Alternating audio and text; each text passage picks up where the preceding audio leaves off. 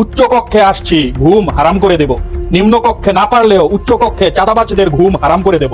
আপনাদের কি মনে হয় নাসিরউদ্দিন পাটোয়ারির কি উচ্চ কক্ষে আসা উচিত?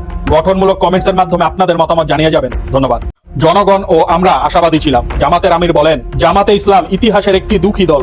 আমিরের এই বক্তব্যের সাথে কে কে একমত আছেন? গঠনমূলক কমেন্টস এর মাধ্যমে আপনাদের মতামত জানিয়ে যাবেন। ধন্যবাদ। নির্বাচনের পর সাংবাদিকতা ছেড়ে দেব। আমি চাই না আমার সন্তানকে কেউ দালালের বাচ্চা বলুক, বললেন সিনিয়র সাংবাদিক এখন টিভির মোহাম্মদ বেলায়েত হোসেন। ওনার এই বক্তব্যকে আপনারা কতটুকু যুক্তিযুক্ত মনে করছেন?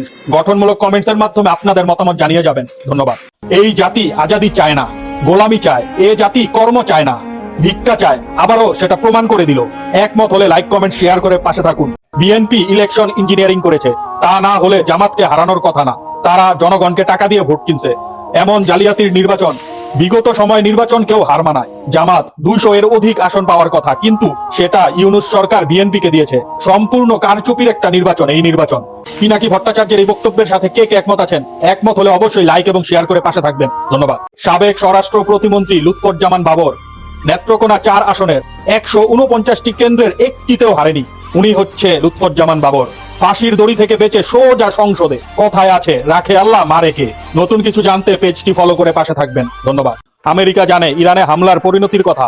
আমেরিকার এত শক্তি, তবুও ইরানে হামলা করছে না কেন? বারবার হুমকি দিচ্ছে, কিন্তু হামলা করার সাহস পাচ্ছে না আমেরিকা। জানে ইরানে হামলা করলে এই যুদ্ধ শুধু ইরানের না, বরং পুরো মধ্যপ্রাচ্যের জন্য হুমকির কারণ হবে।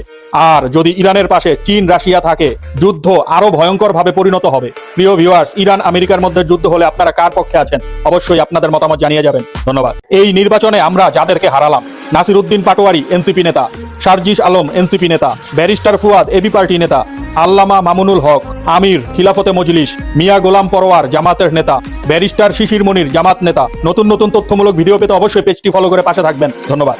চাঁদাবাজির পর চুরিতেও চ্যাম্পিয়ন হলো বিএনপি। ইলিয়াস হোসেন বলেছেন, জামাত মানুষের ভোটে জিতেছেন, আর চুরিতে জিতেছে বিএনপি। নানা জায়গায় ভোট কারচুপির অভিযোগ উঠেছে, ফলাফল ট্যাম্পারিং করা হয়েছে, দেশ মগের মূল্যকে পরিণত হয়েছে। সাংবাদিক ইলিয়াস হোসেনের এই বক্তব্যের সাথে কে কে একমত আছেন? বিএনপির নাম শুনলে মানুষ এখন ভয় পায়।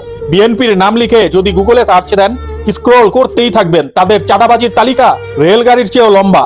কথায় যদি কোনো ভুল থাকে অবশ্যই আমাকে বলে যাবেন। ধন্যবাদ। জামাত ইসলাম যা করবে বিএনপির জন্য। জামাত ইসলাম ক্ষমতায় আসলে বিএনপির যত সব নেতাকর্মী আছে বর্তমানে যারা বিভিন্ন টেম্পু স্ট্যান্ডে চাঁদাবাজি করে, চাঁদা কালেকশন করে থাকে সাধারণ মানুষের কাছে, তাদেরকেও কর্মসংস্থানের সুযোগ করে দেবে বাংলাদেশ জামাত ইসলাম, এবং যেটা হবে অনেক সম্মানজনক পেশা। জামাত ইসলামের এই উদ্যোগকে আপনারা কে কে ভালোবাসেন? অবশ্যই আপনাদের লাইক এবং শেয়ার করে সেটি বুঝিয়ে যাবেন। ধন্যবাদ। খেলা জমে মাখন, কারো কথা শোনার টাইম নাই। ডক্টর মোহাম্মদ ইউনূস বলেছিল 12 তারিখে নির্বাচন দিবে, 12 তারিখেই নির্বাচন দিয়ে গেল। ডক্টর মোহাম্মদ ইউনূস আগেই প্রতিজ্ঞা করেছিল এইবারের ভোট ও গণভোট সফলভাবে করতেই হবে। যে যাই বলুক, 12 তারিখেই নির্বাচন হবে, এবং সেটাই করে দেখিয়েছেন। এমনকি এবারের নির্বাচন কোনো গোজামিলের নির্বাচন হবে না। ডক্টর মোহাম্মদ ইউনূস আপনার কাছে বাঙালি জাতি আজীবন ঋণী হয়ে থাকবে। কি বলেন ভিউয়ার্স আপনারা? কথা কি ঠিক আছে?